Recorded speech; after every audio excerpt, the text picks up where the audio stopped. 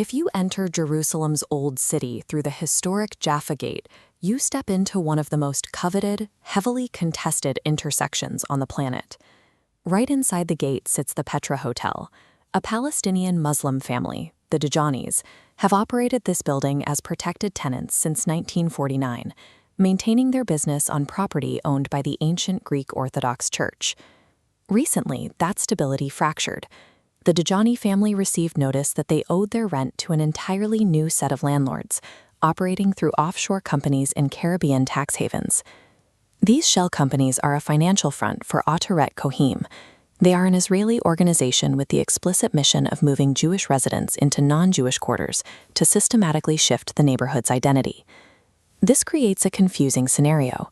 The Greek Orthodox Church is famously protective of its holdings. For them to willingly hand over a flagship property to a group like Ateret Cohanim would require a complete reversal of their institutional history. The Dejani family is caught in a legal limbo, fighting a landlord they didn't choose. But the path that led a settler group to own this specific hotel begins with a secret deal made high above the street level. To trace the origins of that deal, we have to rewind to the year 2000. The long-serving Greek Orthodox Patriarch died, and the Church Synod elected a successor, Irenaeus.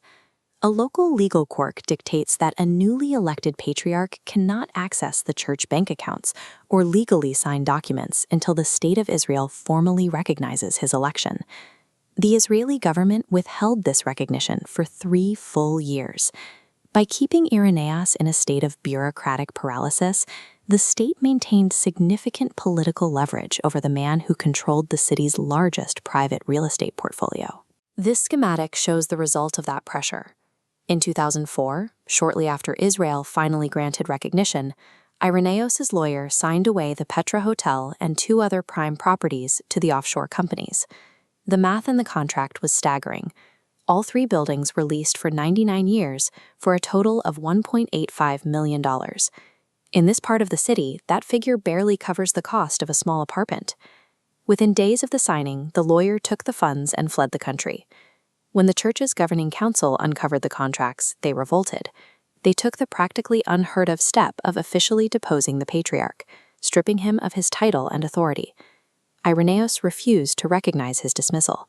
He retreated into the Patriarchate, bolted the doors, and stayed inside for the next 15 years, while Israeli border police guarded the entrance from the outside. A single, highly suspicious signature had decapitated the church's leadership and locked its most valuable assets into a century-long lease with their ideological rivals. The church leadership spent the next 2 decades in the Israeli legal system, trying to prove that the lawyer had no authority to sell these lands without the Synod's consent. In 2022, the Israeli Supreme Court delivered the final verdict. They ruled that despite the internal church conflict, the original contracts signed by the lawyer were legal and binding. The ruling meant the permanent loss of the church's control over these buildings, marking a hard physical retreat from the neighborhood surrounding Jaffa Gate. With no domestic legal options left, the current patriarch, Theophilus III, escalated the fight into the arena of international diplomacy. During Vladimir Putin's visit to Israel, Theophilus sought a direct meeting, asking the Russian president to intervene and protect the church's properties from seizure. He then traveled to Washington to meet with Donald Trump, lobbying the U.S. president to recognize the church's holdings as essential Christian sites that must be protected from demographic shifts. The church views these buildings as the physical anchors of their presence in the city.